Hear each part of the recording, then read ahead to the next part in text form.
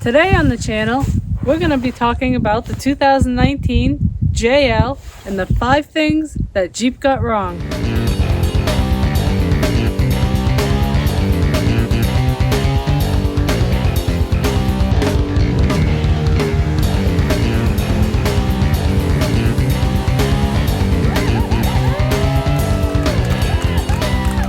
So the first thing I want to talk about is the windshields. I do not know what Jeep did, but they are terrible. Second day of ownership on this, I heard a little tick on my windshield. Didn't think nothing of it. My old JK still has the original windshield in it. Next morning I go out, and of course, as you guys can see, it's middle of winter right now.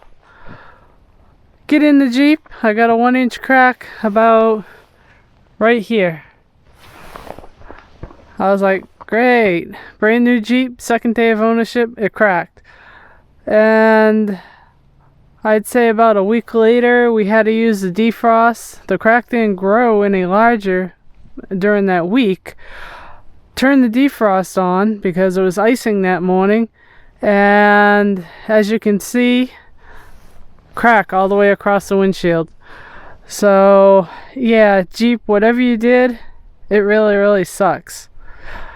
The other issue with the glass on these new JLs is a lot of dirt gets trapped down in the window channel on the sides, and you put the window down and all you hear is a screech when you go to put it back up, and it will actually scratch your glass, so be very careful of that. The second worst feature that Jeep did is indent these fenders so that they sit inside the body, because what happens constantly on this Jeep is, I'm not sure if you can see it very well, but you get rocks that are stuck between the fender and the body. So what you gotta do is put pressure on the fender, push it down, and then take a pick and pick out all the rocks that get stuck in here. This is basically a weekly occurrence, and living in the Northeast is not that fun to do when it's 20 below out. So the third thing I want to talk about is the hinges for the tailgate. I never noticed it on this Jeep or my 4-door. Never thought anything about it.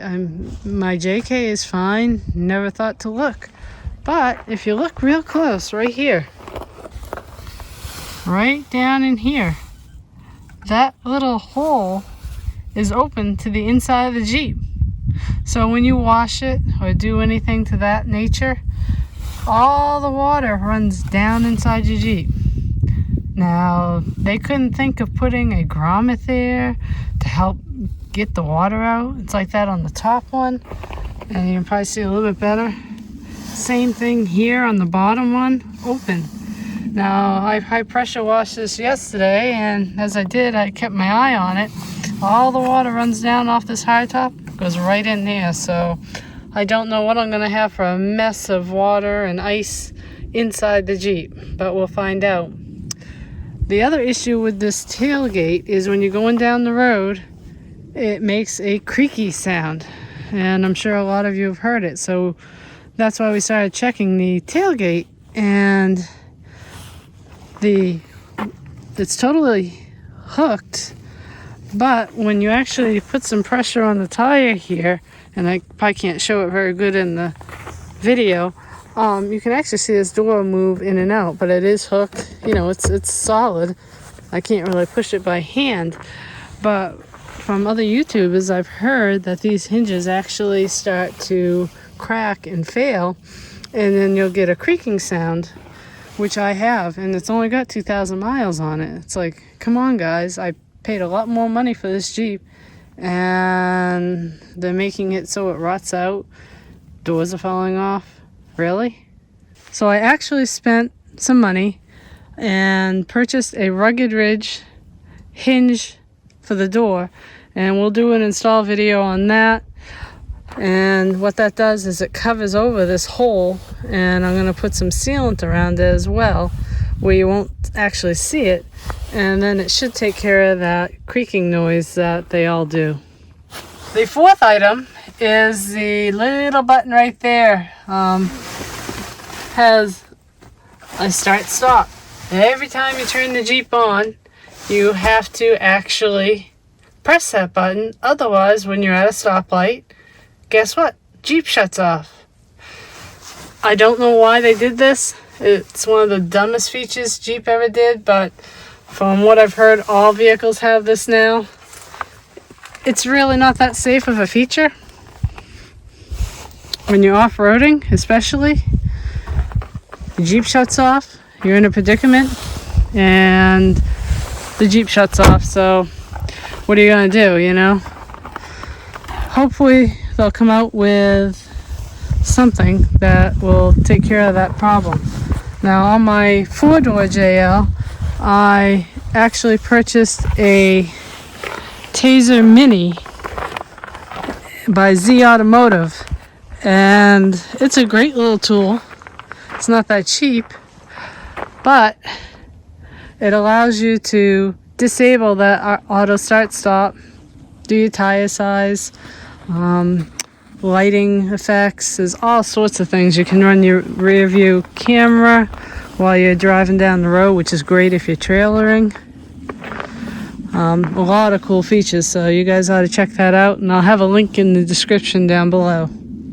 So the fifth thing that Jeep did for an off-road vehicle, which is really stupid, is they put a drain plug on the front differential, on the bottom side, right where you're going to hit it all the time when you're off-road. So this Jeep, I have ordered the middle cloak skids for the front, for the back, and this is going to be our overlanding Jeep.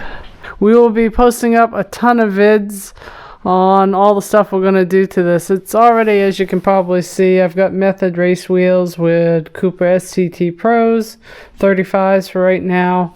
I did the Mopar lift with Fox shocks.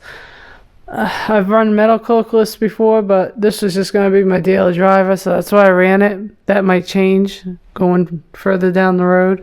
So this will be quite an interesting little build, and I hope you stay tuned to the channel. So those are the 5 things that I hate about this JL. Other than that, I love the vehicle. It's a great Jeep, but you guys really need to fix those issues. All the money we spend nowadays, it's crazy on these things, and you would expect a little bit better quality, especially on the things I showed. So if you found this video interesting, please like, subscribe, and share, and we'll see you next time.